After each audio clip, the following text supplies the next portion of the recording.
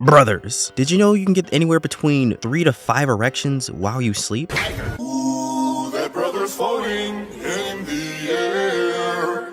How could his hands do this? That's kinda wild. Like, my little man is at the peak of his powers, and I'll never be able to see it. But I defied science and achieved being able to see it after watching Tsukimichi Season 2. I honestly don't know how JC staff was able to craft such a roller coaster of an experience, with the amount of mixed signals it's giving me. Like, the best way I can describe Season 2 of Moonlit Fantasy is like having your glizzy topped off by Bella Porch herself, and right when you're about to bust, she stops. And then she does it again, and then she stops. For like 2/3 of the anime, not doing anything. But when that one hits, their ability to adapt 3 different stories simultaneously and have the characters feel like they're actually the main hero, it's pretty cool. Like, I would have never have known how much of a tool Tomoki was unless this was animated. Like, I honestly don't know if I should be siding with the bullies at this point or want to be hearing more of his side of the story. And saying that out loud is kind of crazy, but it's true. Like, I remember how they ended the first season, and honestly, if they did not end the last 2 episodes exactly the way that they did, no one would have cared about this season of the anime. And like all of you here, you're wondering, is it living up to that expectation? Wake up, filthy.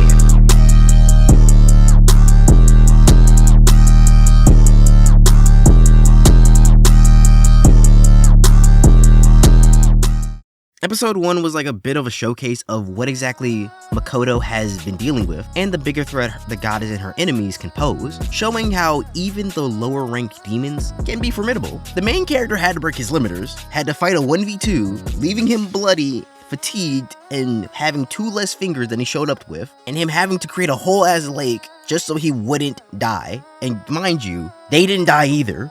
I think they just appeared partially naked, which was kind of funny. Not to mention, Tomo almost got herself packed up by side characters. So yeah, the hype was real to see what the fuck they're gonna actually do this season. The fuck is this? Why are there furries in my anime? Don't get me wrong, I don't really care about there being a fox guy, but at least if you're gonna have one, let him do something, or at least let him go all out. Like, I'm confused what this Teen Wolf bullshit is. Like, I wouldn't even care if he was like some Beastar's clone character, but bro is like literally a budget background NPC character in Shield Hero. Shield Hero! Like, what was the point of this episode? Honestly, this is legit filler. Oh no, an 18th century's Princess Peach ripoff over here is getting harassed again, and no one's gonna come save her starving poor village. And here comes Makoto saving her, and he doesn't even want to save her. He literally says, I don't care about them. The most relevant thing that has happened in this entirety of episode 1 is Tomo telling Mio that her cooking is a nuclear waste hazard, which is giving off some major Shion vibes. Oh, also, that Makoto is the ugliest character to ever have walked human existence. Like, bro can't even help how ugly he looks. Which is real, cause some of us out here are just facially challenged. Not me, of course, I'm just speaking for a friend. They must have wanted that sweet ad revenue, cause episode 2 was a banger when it comes to lore. This was actually a great way to introduce these manga characters that no one knows about. With first being Hibiki senpai. What's cool about her is that her and Makoto actually know each other. Wow. It's like you being transported to another world and then like your not best friend character gets added along with you. And it's one of those characters that you're kind of cool if like you've seen that person in class, you just don't talk to them. But deep down, you know, if you guys actually were sat into a room, left alone with each other, you guys could vibe out and be homies. That's exactly what this character is. Side note, I find it kind of crazy how in school Makoto's nickname was already Hero.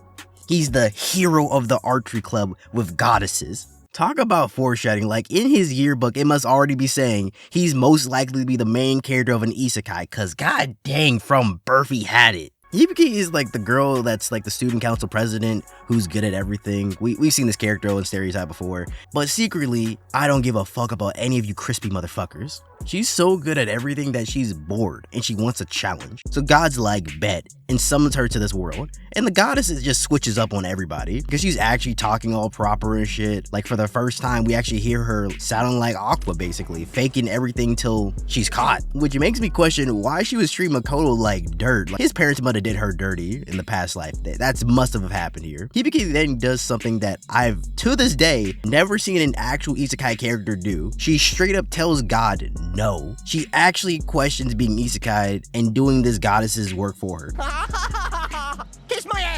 only for the goddess to call her bluff and is like, girl, I know you're bored, because I know what you do when you go home. All you do is go home, get in your comfortable pajamas, eat a bowl of cereal, and scroll your feed on Twitter. I know you really want to go and get isekai and do something for once. You know you're bored. Now come get this job application. And she gets isekai, with the kingdom having already some type of conflict with some other nation. You know how nations be. And she's just like, fuck that. When I'm done here, I'm a bounce. And that, to me, that's already kind of foreshadow saying she's going to end up with Makoto in terms of just vibe out in his country. So she assembles her party of a zesty mage, a sadistic tan girl she had to talk no jutsu into joining, a tier 3 sub to her OnlyFans, and the lolly priest. The thing that's good about these new characters is that they have clear flaws, with hers being hesitant in battle and dealing with struggles of not being strong enough, being something that she has never experienced in life. And you're like, whoa, she's such a likable character. I bet she's gonna be OP like Makoto, right? Nope, she gets instantly bent over by Mio. Mission failed. We'll get them next time. When she swears dark, bloody murder on her. But it's kind of like one of those hate boners, you know, right? I'm sure girls get like hate boners before. It was me, Barry. I jerked you off at super speed so it'd seem like you nutted at just a woman's... But the other half of the episode is focused on the professional model who's being asked to hand over all of his Yu-Gi-Oh cards, where these boys proceed to rip up his grandfather's most prized possession of the Blue Eyes White Dragon card. Dude, uncool. Where some girls who had a crush on him come to stand up for him, where Arthur from public television calls him pathetic. Me personally, I'm not letting the live action version of Simon from Alvin and the Chipmunks call me that to my face. Like, I'm not Ralph from Wreck-It Ralph. I will hit a nigga wearing glasses. So Tomoki runs out without even thanking the girls who just actually saved him, and he gets all depressed. The goddess sees this and is like, I'ma use this nigga. And bro instantly accepts being a hero, and he treats it like a game, which 99% of Walmart isekai main leads actually do, so this is kind of accurate. The thing about it you gotta understand is she gave him the most overpowered skills in the entire verse. Like, you could tell who her favorite is here. He gets the shoes of Michael Jordan to let him fly. He's a vampire, so that means he's immortal at night, and she gave him magical pink eye that gives him the ability to use Naruto's talk no jutsu, which he exclusively uses on girls. But then bro is like, I hate myself, so can you make me look like how I feel? But also something that'll let me pull. She's like, alright, bet. And gives him the fuckboy Mr. Studio Girl Gojo white hair. But when he gets there, his eye just goes haywire and he instantly just charms all the girls that he's having a conversation with. Not even really trying to do so, actually. And no one is safe, mind you. Not the Knight, not Hans from Attack on Titan, and not the Lolly Dragon Tamer. And it's like the 1500s or some shit, so we can't even lock him up for it. So yeah, just know he's wilding out here. The princess sees that he's out of control and is like, I can use him. And she instantly pulls an administrator from Sword Art Online and pussy whips him. Okay, so now it's time for the Discord to actually meet up. So the two heroes discuss matters in the war room. You know, Hibiki was all normal about it, but this weeb Tomoki can't stop talking about him being max level on Elden Ring right now. And he starts demanding shit. Now I'm cool with him being like the strategist saying, hey, we should be fighting at night because my ancestral ability allows me to be immortal at night. But bro was not even saying anything like that. He was just being hella disrespectful. And he never explained his reasoning for doing anything. Plus he legit thought demons had some type of debuff at night. Like what? Even if that was the case, wouldn't it be the opposite? Like wouldn't they get like a debuff at daytime? Because you know, the demons, shadows and shit. Like, and then he starts switching up on her because like first he was like, hey, let's be friends. You know, we're both heroes. We both came from Japan. You know, let's be cool. And then she vaguely remembers that he looks like this certain model that her friend knew. And he's like, ew, don't call me Tomoki. Call me Super Awesome Supreme Overlord Tomoki. She's like, this weirdo. I'm just not gonna talk to you in general. The literal next scene is him leading 3,000 plus men to their death and is like, what? I thought demons had a debuff at night. Oh well, you win some, you lose some. Not caring at all that he led so many to their death. And you would think, okay, well, he didn't know them personally. Even the people he knew personally, he vaguely gave a little bit of a shit and his girls almost died. And then he sees like the mid-rank demon and goes to shoot like his like flame spear at it, killing it instantly. Just kidding. The ogre straight up just pulls a cell and is like, I can regenerate. But there turns out to actually be a debuff this episode. This Giga Ogre pulls the biggest reverse Uno card on the heroes, debuffing all their blessings from the goddess. And you see both of the heroes look befuddled, bemused, flabbergasted, disheveled. Basically, these one tricks are now forced to actually learn how to fight. But Tomoki says, fuck that, picks up his controller and leaves. Like a bitch. Like, bro is one of those people to be talking shit when he's up, but then gets blown up by 20. But I gotta give it to Hibiki. She stayed around and proved that she actually had that dog in her. My girl actually pulled a freaking third Raikage and said, I'ma hold down the fort for 3 days straight. But they're simply out of their leagues though, with her best friend having to make a sacrifice and using her curse mark to buy the group time. And she dies, giving Hibiki some PTSD and survivor's guilt. I like how in the last scene we see this bitch crying home to mama. Boy, if you don't get your... I hate this nigga, I hate him. It's by this point you must be wondering, where the heck is Makoto? Oh, he's getting ready to go start his teacher arc. And what do you know? Another girl is being stalked, needing help. And even he's tired of this being a common plot device of how they're introducing new characters and some other low-level antagonists that doesn't even matter. At the school, he has to actually do a test to prove that he's qualified for being a teacher, which he does in some historical fashion, you know, nothing really special. No one really cares. And finally, after waiting 3 years and 4 episodes, we get to see bro actually do something cool. Yes, that's my guy. That's Himi Turner the 7th. No, is that it? Boo. We see the waitress who's like only good for making hot pot essentially, who's the sister of another character that we don't care about. Like, whose favorite new character here is the librarian? Raise your hand. Anyone? I'll wait. When he actually gets to his class, bro is like, I do not want them to be treating me like some type of substitute teacher, so I'm gonna have to flex my power real quick, beating the crap out of his assistant. Then he's all like, now it's your turn, and proceeds to curve stomp the rest of these high schoolers. This next part reminds me so much of actual real life cause these noble girls start thirsting over Makoto, but it's not cause like he's a dependable, genuinely good guy. No, it's cause he has that bag.